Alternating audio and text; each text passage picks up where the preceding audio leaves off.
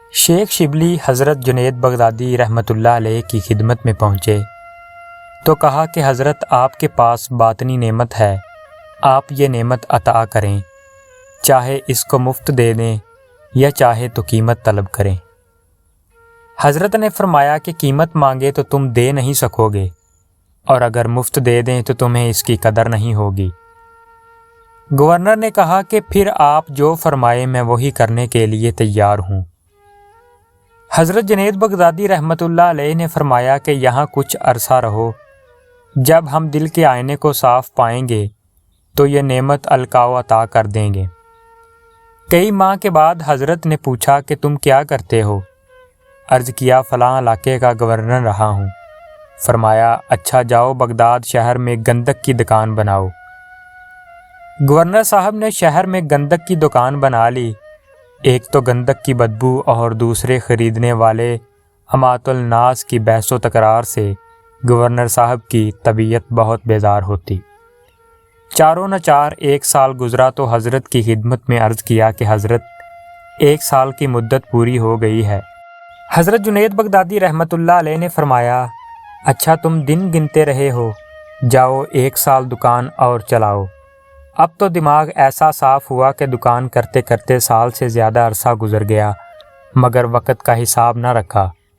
ایک دن حضرت نے فرمایا کہ گورنر صاحب آپ کا دوسرا سال مکمل ہو گیا۔ عرض کیا پتہ نہیں۔ حضرت نے کشکول ہاتھ میں دے کر فرمایا کہ جاؤ بغداد شہر میں بھیک مانگو۔ گورنر صاحب حیران رہ گئے۔ حضرت نے فرمایا اگر نعمت کے طلبگار ہو تو حکم کی تعمیل کرو، ورنہ جس راستے سے آئے ہو ادھر سے واپس چلے جاؤ۔ گورنر صاحب نے فوراً کشکول ہاتھ میں پکڑا اور بغداد شہر میں چلے گئے۔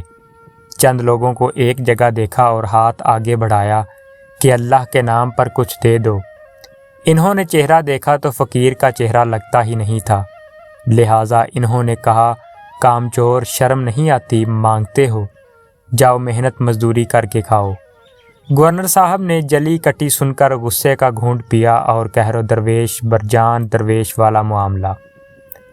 عجیب بات تو یہ تھی کہ پورا سال دریوزہ گیری کرتے رہے، کسی نے کچھ نہ دیا، ہر ایک نے جھڑکیاں دی۔ یہ باطنی اصلاح کا طریقہ تھا۔ حضرت جنید بغدادی رحمۃ اللہ علیہ گورنر صاحب کے دل سے عجب اور تکبر نکالنا چاہتے تھے، چنانچہ 1 سال مخلوق کے سامنے ہاتھ پھیلا کر گورنر صاحب کے دل میں یہ بات اتر گئی کہ میری کوئی وقت نہیں، اور مانگنا ہو تو مخلوق کی بجائے خالق سے مانگنا چاہیے۔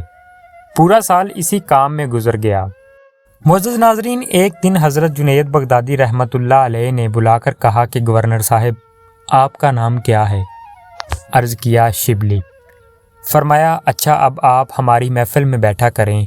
گویا 3 سال کے مجاہدے کے بعد اپنی مجلس میں بیٹھنے کی اجازت دی، مگر شبلی رحمۃ اللہ علیہ کے دل کا برتن پہلے ہی صاف ہو چکا تھا۔ اب حضرت کی ایک ایک بات سے سینے میں نور بھرتا گیا اور آنکھیں بصیرت سے مالا مال ہوتی گئیں۔ چند ماہ کے اندر اندر احوال و کیفیت ایسی تبدیلی آئی کہ دل محبت الہی سے لبریز ہو گیا۔ بالآخر حضرت جنید بغدادی رحمۃ اللہ علیہ نے ایک دن بلایا اور فرمایا کہ شبلی آپ نہاوند کے علاقے کے گورنر ہیں، آپ نے کسی پر زیادتی کی ہوگی، کسی کا حق دبایا ہوگا، آپ ایک فہرست مرتب کریں کہ کسی کا حق آپ نے پامال کیا۔ آپ نے فہرست بنانا شروع کی۔ حضرت کی توجہات تھیں، چنانچہ 3 دن میں کئی صفحات پر مشتمل طویل فہرست تیار ہو گئی۔ حضرت جنید بغدادی رحمۃ اللہ علیہ نے فرمایا کہ باطن کی نسبت اس وقت تک نصیب نہیں ہو سکتی جب تک کہ معاملات میں صفائی نہ ہو۔ جاؤ ان لوگوں سے حق معاف کروا کے آؤ۔ چنانچہ آپ نہاون تشریف لے گئے اور ایک ایک آدمی سے معافی مانگی۔ بعض نے تو جلد معاف کر دیا، بعض نے کہا کہ تم نے ہمیں بہت ذلیل کیا تھا، ہم اس وقت تک معاف نہیں کریں گے جب تک تم اتنی دیر دھوپ میں کھڑے نہ رہو۔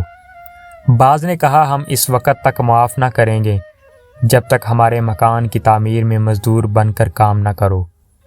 آپ ہر آدمی کی خواہش کے مطابق اس کی شرط پوری کرتے اور اس سے حق بخشواتے رہے، حتیٰ کہ 2 سال کے بعد واپس بغداد پہنچے اب آپ کو خانقاہ میں آئے ہوئے 5 سال کا عرصہ گزر گیا تھا۔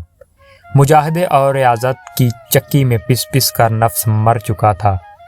میں نکل گئی تھی باطن میں تو ہی تو کے نعرے تھے۔ بس رحمت الہی نے جوش مارا اور ایک دن حضرت جنید بغدادی رحمۃ اللہ علیہ نے انہیں باطنی نسبت سے مالا مال کر دیا۔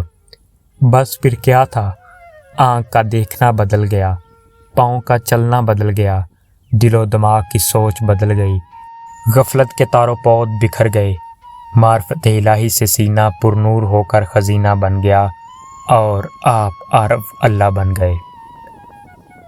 اللہ پاک آپ کو اور ہمیں نیک اعمال کرنے کی توفیق عطا فرمائے۔ وما علینا الا البلاغ المبین۔ شکریہ۔